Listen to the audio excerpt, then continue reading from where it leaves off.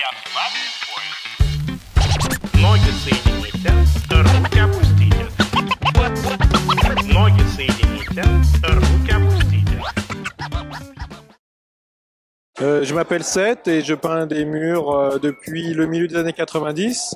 D'abord plus dans un esprit graffiti. Enfin, je faisais les personnages pour les graffeurs et puis petit à petit j'ai développé un style plus personnel, notamment grâce à mes voyages autour du monde. J'ai fait un tour du monde en 2003 où j'ai voyagé dans pas mal d'endroits, Australie, Amérique du Sud et Asie, et j'en ai tiré un livre qui s'appelait Globe Painter. Depuis, j'ai gardé ce surnom.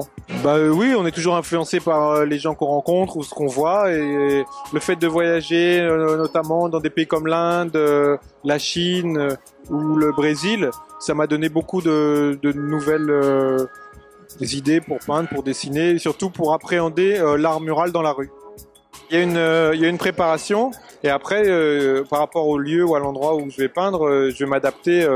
Donc en général, je me retrouve devant le mur et je suis toujours en train de faire un dernier croquis pour essayer d'arranger un peu par rapport au lieu. Voilà.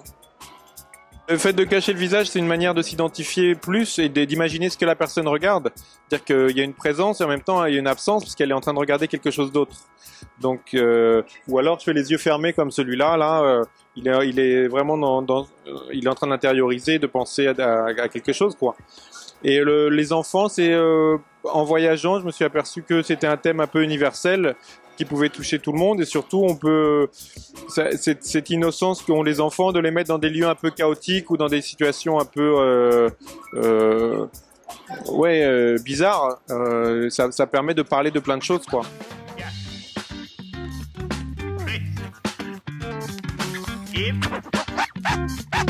Вот, так продолжайте.